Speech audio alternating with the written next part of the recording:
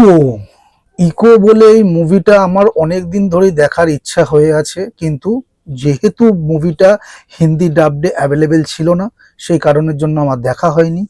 হিন্দি ডাব চলে এসছে, তো এবার আমি ইকো মুভিটা রিভিউ দিতে চলেছি। অনেকটা লেট হয়ে গেল জানি, তো অনেকেই দেখে ফেলেছো, আর যারা দেখোনি রিভিউটা দেখো। তো দিস ইজ যিশু, আর তোমরা আছো চলো রিভিউ করি চ্যানেলে। তোমাদের সকলকে স্বাগত। যারা যারা এখনো পর্যন্ত আমার চ্যানেলটাকে সাবস্ক্রাইব করনি, প্লিজ চ্যানেলটাকে সাবস্ক্রাইব করে পাশে থাকো, আর বেল আইকনটা প্রেস করে নোটিফিকেশনটা অন করে দাও, যাতে করে আমার কোনো রিভিউ তোমার মিস না যায়। তো ইকো মুভিটা কেমন হলো? এটি পরিচালনা করেছেন কিষ্কিন্দা কান্ডামের পরিচালক। সিনেমাটি ইতিমধ্যে নেটফ্লিক্সে অনেকদিন ধরে স্ট্রিমিং হচ্ছে, হিন্দি ডাব চলে এসছে। তো আজকে ভিডিওতে আমরা কথা বলবো 2025 সালে অন্যতম শ্রেষ্ঠ মিষ্টি থ্রিলার ইকো নিয়ে। মালায়ালাম ইন্ডাস্ট্রি আবারও প্রমাণ করে দিল কেন তারা সাসপেন্স আর থ্রিলারের রাজা। এই সিনেমায় হিরো কুকুর, আবার ভিলেনও কুকুর। শুনে অবাক হচ্ছেন? চলুন গল্পের গভীরে একটু দেখা যায়। গল্পটি অ্যাকচুয়ালি কি ছিল? গল্পটি একটি ছোট্ট গ্রাম, যেখানে পাহাড়ের ধারে একটি নিঃসঙ্গ বাড়িতে মালয়েশিয়া থেকে আসা এক মহিলা বহু বছর ধরে একা থাকেন। গ্রামবাসীর ধারণা তিনি কালা জাদু করেন, তার সাথে একদল প্রশিক্ষণপ্রাপ্ত কুকুর আছে। সেই বাড়ির আসল মালিক ছিলেন একজন বিখ্যাত ডগ ট্রেনার, যিনি গত 6 বছর ধরে নিখোঁজ। পুলিশের ধারণা তিনি মারা গেছেন, কিন্তু স্থানীয় অনেকের সন্দেহ এই মহিলা তাকে মেরে ফেলেছেন। গল্পের মোড় ঘোরে যখন একজন চালাক নেভি অফিসার সেখানে হাজির হন।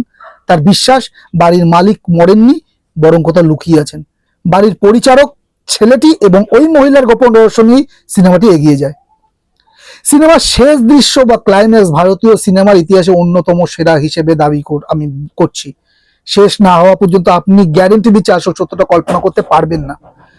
সিনেমায় প্রাণীদের মানে কুকুরদের যেভাবে ব্যবহার করা হয়েছে, তা এর আগে ভারতীয় সিনেমায় দেখা যায়নি, আমি দেখিনি। কিছু দৃশ্যে আপনি ভয় পাবেন, আবার কিছু দৃশ্যে চমকে যাবেন। পরিচালনা সিনেমাটোগ্রাফি নিয়ে কথা বলে, ছবির ভিজুয়ালগুলো অসাধারণ ছিল। পাহাড় আর জঙ্গলের নির্জনতাকে ব্যবহার করে সাসপেন্স দ্বিগুণ করে দিয়েছে, দ্বিগুণ।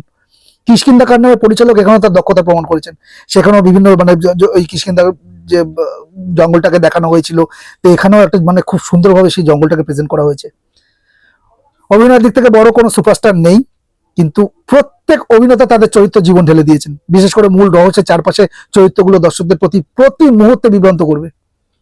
সত্যি বলতে এই সিনেমা খুব একটা নেতিবাচক, আমি নেগেটিভ কিছু খুঁজে পাইনি, তাই খুঁজে খুঁজে বার করাটা খুব কঠিন ছিল।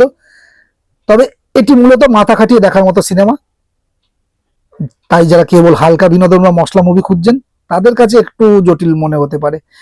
এই সিনেমার প্রতিটি চরিত্র প্রথম থেকে মিথ্যা বলে দর্শকদের বিভ্রান্ত করার চেষ্টা করেছে, তাই শেষ পর্যন্ত না দেখে কোনো সিদ্ধান্তে পৌঁছানো যাবে না। এর থেকে বেশি আমি গল্প বলতে পারছি না, তাহলে স্পয়লার হয়ে যাবে। তো সরাসরি ফাইনাল ভার্ডিক্ট দিচ্ছি, ইকো হলো 2025 সালে অন্যতম সেরা ধোঁকাবাজ মিষ্টি থ্রিলার। এর মিষ্টি ফ্যাক্টর ইম্পসিবল লেভেলের এবং ক্লাইম্যাক্স একেবারে অস্কার লেভেলের।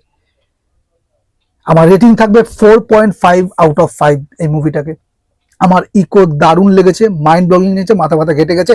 বিশেষ করে লাস্ট ক্লাইম্যাক্স সিনটা দারুণ। তো হিন্দি ডাবদের জন্য বঞ্চিত ছিলাম এতদিন ধরে। ইকো মুভিটা দেখার আমার প্রচুর ইচ্ছা ছিল, অপেক্ষা ছিল। আজকে সেই অপেক্ষা অবসান ঘটলো। আর কারা এখনো পর্যন্ত ওই হিন্দি ডাবদের চক্করে দেখে ফেলো না, তো তাদের আমি রেকমেন্ড করছি, প্লিজ তোমরা ইকো মুভিটাকে দেখে ফেলো, দেরি করো না। তো এই ছিল আমার ভিডিও আর ইকো মুভিটাকে নিয়ে ওভারঅল রিভিউ। কারা দেখে ফেলেছো তারা কমেন্টের মাধ্যমে জানাতে পারো।